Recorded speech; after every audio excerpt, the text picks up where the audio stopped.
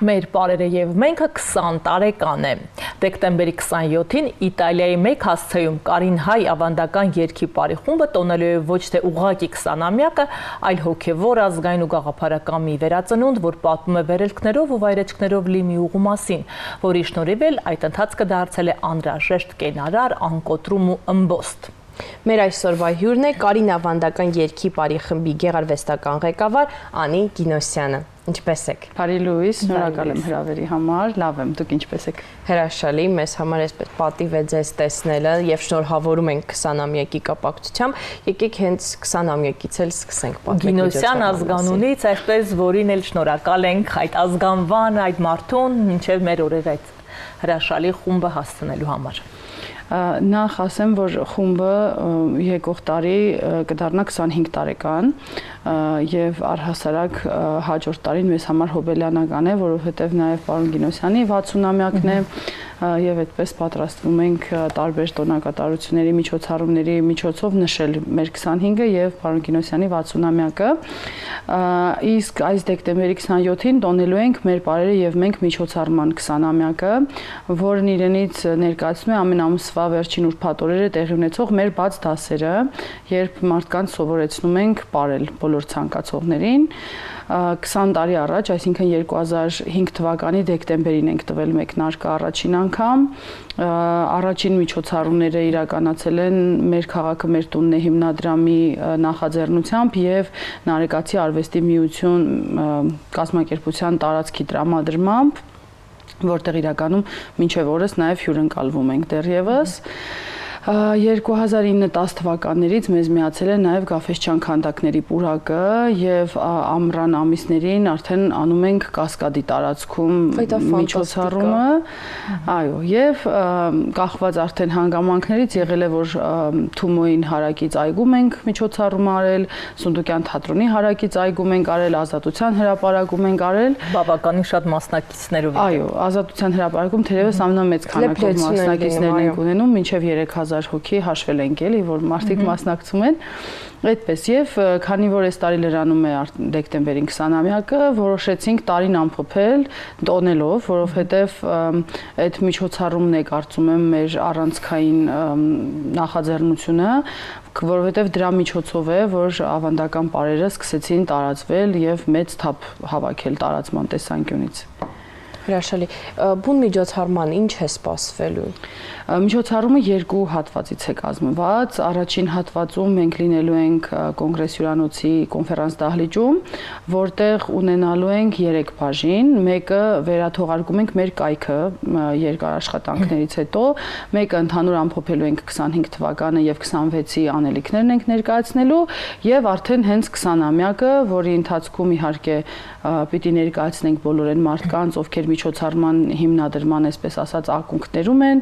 նաև կունենանք վավերագրական փոքրիկ ֆիլմ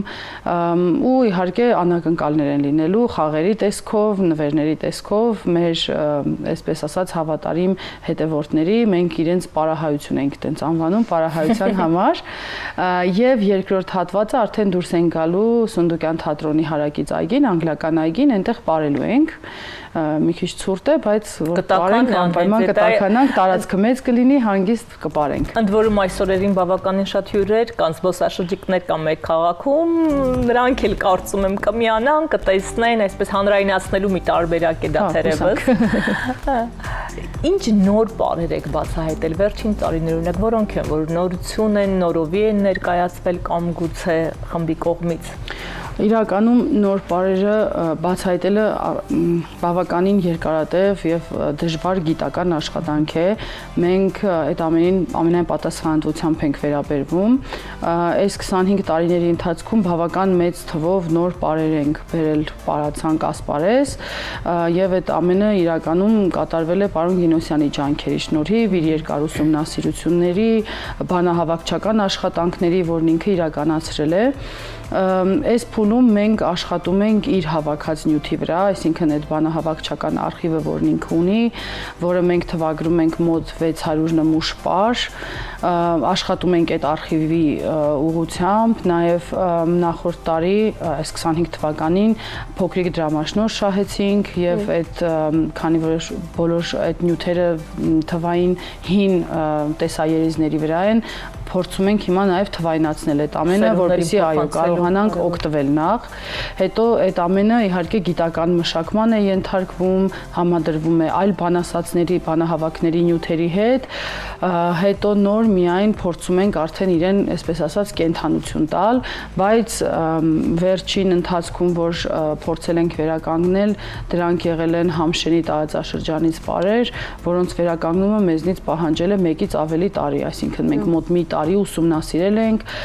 տարբեր բանասացների ենք գտել, հարցրել ենք, մեղեդիներն ենք ճշգրտել, շարժումներն ենք ճշգրտել ու առաջինը ինքներս մեզ համար համոզվել ենք, որ դա բացարձակ հայկական է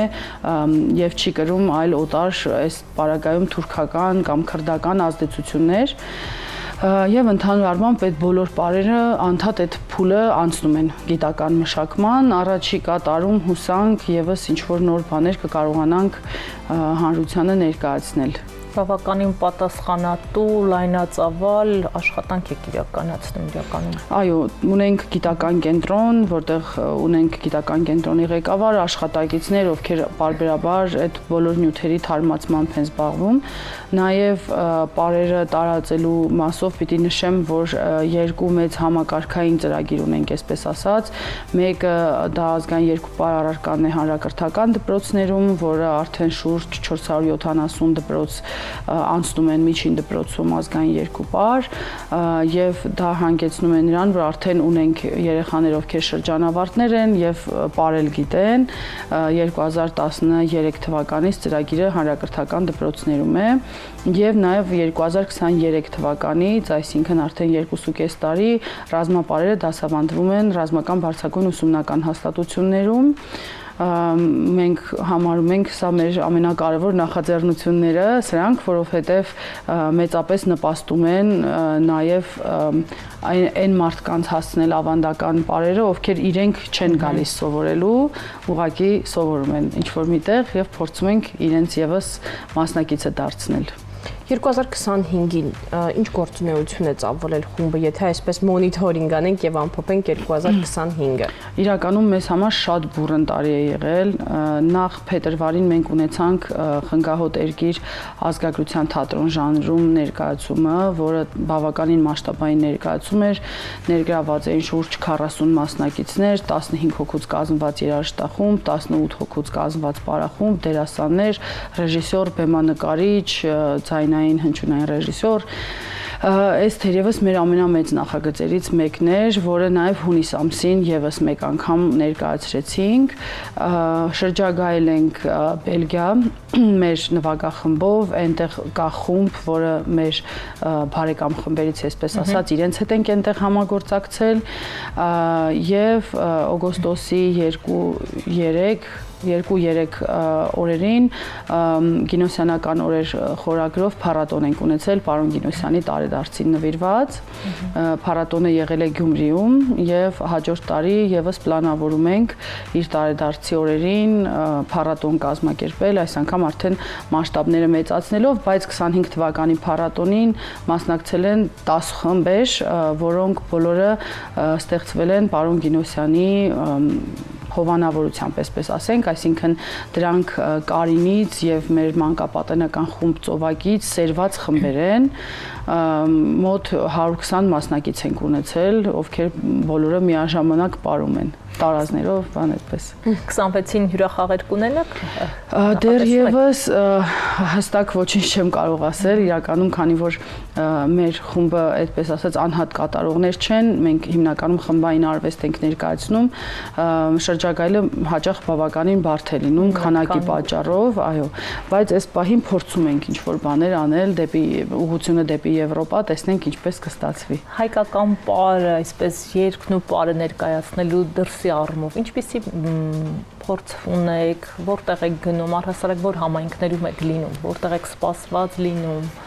Իրականում ես կարծում եմ գրեթե բոլոր տեղերը, որտեղ հնարավորություն կլինի գնալ, վստահ եմ, որ մարդիկ կսպասեն, որովհետև Սփյուռքի հայերը հատկապես այդպես մեծ կարոտով սպասում են, թե Երևանից կամ մի խոսքով հայկական ինչ պիտի տեսնեն,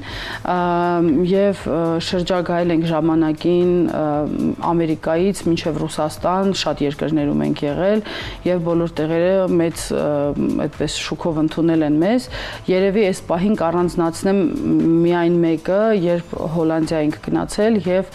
կազմակերպել էին համերգ Հագայում, որտեղ մենք ելույթ ենք ունեցել Հագայի բոլոր դեսպանների առաջ, ովքեր արդեն ազգությամբ հայեր չէին եւ իրենք եւս շատ տպավորված էին հայկական մշակույթով եւ նաեւ մի քանի անգամ մասնակցել ենք խոշոր փառատոնների, մեկը եղել է 2011 թվականին ֆոլկլորի միջազգային փառատոններ, որտեղ մենք վերցրեցինք պարային առաջին եւ երաժշտական երրորդ մրցանակները եւ 2018 թվականին ՅՈՒՆԵՍԿՕ-ն էր կազմակերպել փառատոն ոչ նյութական մշակութային ժառանգության պահպանության շրջանակներում, որտեղ մենք պետք է մեկ կոմպոզիցիայով ներկայացնեինք հայկական ոչ նյութական մշակութային ժառանգությունները, դրանք էին Քոչարի պարը, Սասնաձեռեր էպոսի երգեցիկ տարբերակը, որը մենք այդպես փոքրիկ Սասունցի Դավիթ պատումով ներկայացրեցինք եւ այնտեղ էլ երրորդ հորիզոնականը զբաղեցրեցինք։ Պատվավոր այսպես տեղերով վերադարձել եք։ Հա, հրաշալի։ Եկեք խոսենք այն արձագանքի մասին։ Ես եւս առիթ ունեցել եմ հատկապես Գաֆեսչանում այդ միջոցառումներին, ինչպես է արձագանքը այդ մարդկանց, ովքեր մասնակցում են միջոցառմանը։ Հետագայում արդյոք ցանկություն դիտում է ինչ-որ երկարաժամկետ դասընթացների, արդյոք կան նմանօրինակ դասընթացներ։ Իրականում մարդիկ շատ են ոգևորվում, ես նաև այբ դպրոցում եմ դասավանդում, այնտեղ ենք պար ուսումնասիրում, բայց հաճախ աշակերտներից ասում եմ, որ ամսվա վերջ ուրբաթօրերին եկեք, որովհետև մթնոլորտը լրիվ այլ է եւ երեխաների օրինակով, աշակերտներից օրինակով կարող եմ ասել, որ իրենց մոտ ոգևորության մի այլ մակարդակ է տեղի ունենում, երբ որ շարք այդքան մեծ պարաշարքի մեջ են իրենք ներգրավում։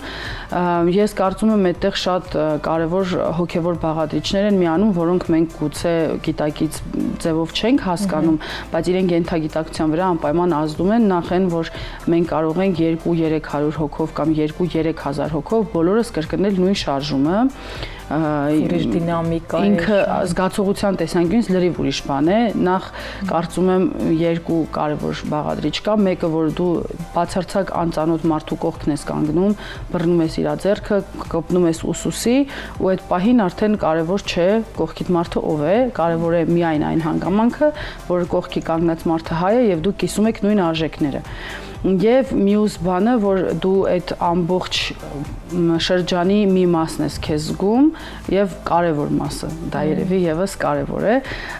սրանք մեծապես ազդում են, որպեսզի մարդիկ հետո նորից ուզենան ապրել եւ այդ պարահայություն կոչված մարդկանց խումբը հաճախ անհամբեր սպասում է միջոցառումից միջոցառում, որ նորից ապրեն եւ կարծում եմ նաեւ պարը այս պարագայում բացի նրանից, որ իհարկե օգնում է վերադառնալ ավանդականին, մեր արմատներին, ազգային արժեքներին, նաեւ մեծապես օգնում է մարդկանց կտրվել նյութական աշխարհից, այսպես ասած, իրենց հոգևոր դաշտը բացահայտել, ավելի բացել, մեծացնել եւ իհարկե լինում են մարդիկ, ովքեր ուզում են նաեւ շարունակել ավելի խորը ուսումնասիրել, իսկ մենք հիմնականում